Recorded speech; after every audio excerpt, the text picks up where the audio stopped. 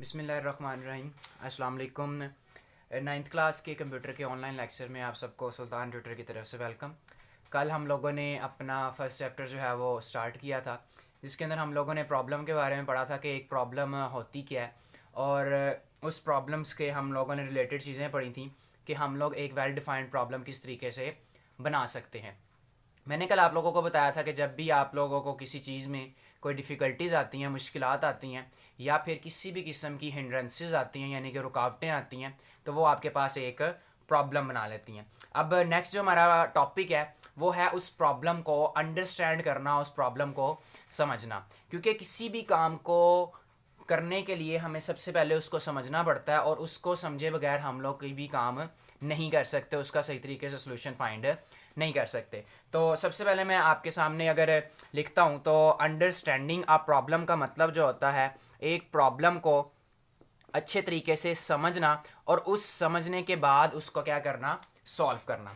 तो अंडरस्टैंडिंग के अंदर सबसे पहली जो चीज़ आती है वो क्या आती है, उस प्रॉब्लम को गौर से देखना कि वो प्रॉब्लम आखिर है क्या, वो प्रॉब्लम हमसे क्या डिमांड कर रही है और हम लोगों ने किस तरीके से उसको सॉल्व करना है। अगर आप लोग सही तरीके से उस चीज़ को समझ जाते हो तो आपको सॉल्व करने में कोई भी मुश्किल नहीं होती है। लेकिन अगर आपको समझने में कोई गलती हो जाती है या समझने के अंदर आपसे कोई मिस्टेक होती है ऐसी जिसकी वजह से उसका सलूशन आपके पास सही नहीं आता, तो अंडरस्टैंडिंग जो है प्रॉब्लम की वो सबसे ज़्यादा इंपॉर्टेंट होती है। क्योंकि आप लोग काम को तभी सही कर सकते हो जब आप लोग क्या होते हो, अंडरस्टैंड करते हो, उस चीज़ को अच्छे तरीके से समझ जाते हैं जिस चीज़ को आप लोग करने लगे हैं। एग्जांपल मैं आपको इस तरीके से देता हूँ कि गेम का फर्स्ट लेवल है, उस फर्स्ट लेवल के अंदर जैसे ही आप लोगों को प्ले करते हो आप लोग उसको, तो आप लोगों से सही तरीके से प्ले नहीं होता। नेक्स्ट टाइम जब आप लोग खेलते हो तो आप लोगों को कुछ थोड़ी बहुत उसकी समझ आ जाती है कि कौन से पार्ट पे कौन सा काम यहाँ पे करना है।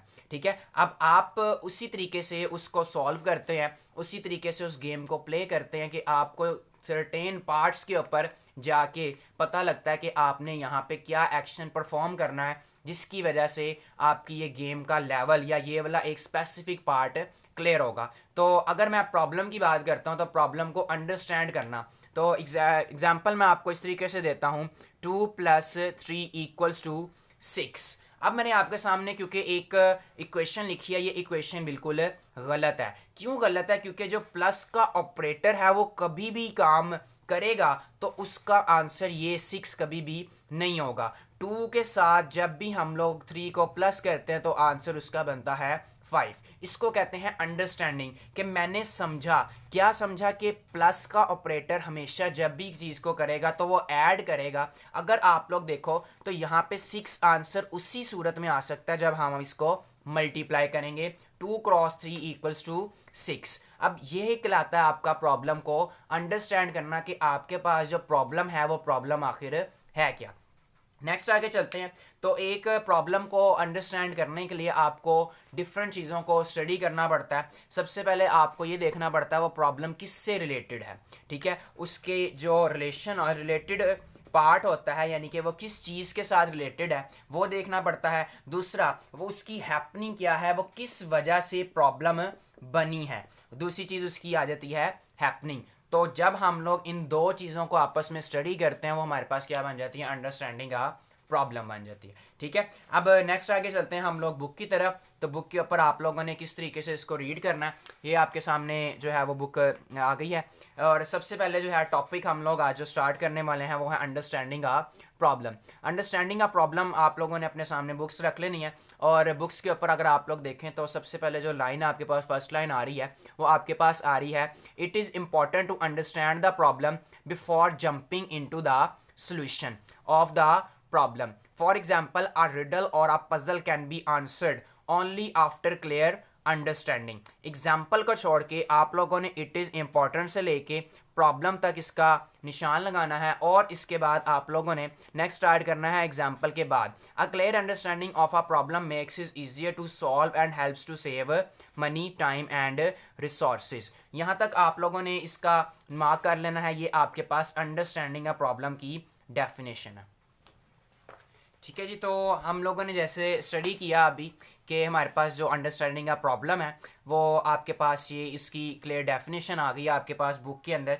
और अगर साइड पे आप लोग देखें तो आपके पास एक ये डायग्राम गिवन है, इसके अंदर उसने आपको सिंपल एक डायग्रामिक शेप के अंदर उसने आपको बता दिया है। सबसे पहले आपके पास प्रॉब्लम आती है, उस प्रॉब्लम का एनालिसिस किया जाता है और फिर उसका क्या निकाला जाता है, सोल्यूशन। तो प्रॉब्लम को हम लोगों ने स्टडी कर लिया, सोल्यूशन को हम लोग आगे जाके स्टडी करेंगे। अब जो हमारा टॉपिक आता है वो आता है एनालिसिस का।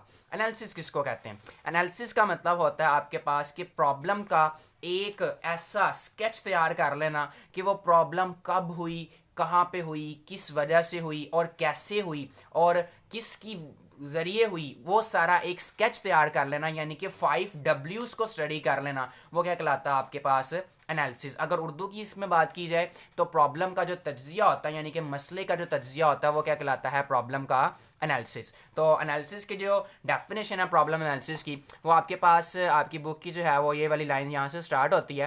Problem analysis is the process to figure out these 5 Ws from a problem statement. Problem analysis helps to understand a given problem. ये आपको ये चीज़ बताती है कि आपकी जो प्रॉब्लम है वो किस वजह से आ रही है। आपको प्रॉब्लम को अंडरस्टैंड करने के लिए आपको एनालिसिस करना पड़ता है, ताकि उस एनालिसिस से आपको ये पता लग जाए कब, कहाँ, कैसे, क्यों, ये सारा कुछ आपको पता लग जाए, जिसके ज़रिए आप लोग प्रॉब्लम के ऊपर अच्छे तरीके से फोकस कर सकें।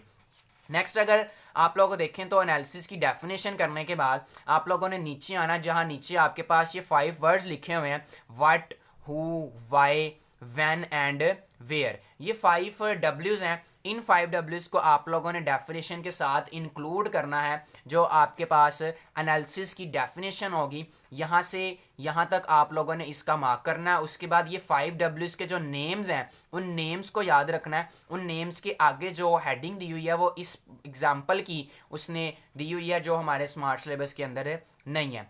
तो यहाँ तक हम लोगों ने आज अपना लेक्चर सम अप करना है। और सम अप करते हुए जो है मैं आपको बता दूं कि किसी भी प्रॉब्लम को, किसी भी मसले को अच्छे तरीके से समझना कहलाता है अंडरस्टैंडिंग अ प्रॉब्लम। और जब हम लोग प्रॉब्लम को समझते हैं तो हम लोग 5 चीज़ों को देखते हैं। पहली चीज़ उसके अंदर आती है कब, कि क्या, उसके बाद कौन, उसके बाद क्यों, उसके बाद कहाँ, और लास्ट वाला जो है वो किसके ज़रिए से। ये 5 चीज़ें हम लोग जब स्टडी करते हैं तो वो मेरे पास बनती है प्रॉब्लम एनालिसिस। ठीक है, अगर आपको लेक्चर से रिलेटेड कोई भी क्वेश्चन है तो आप लोग कमेंट के अंदर लाजमी बताएं, ताकि मैं उसका आंसर जो है विद इन 24 आवर्स आपको रिप्लाई कर दिया जाएगा। अपना ख्याल रखिएगा, इंशाल्लाह कल मिलते हैं। अल्लाह हाफिज़।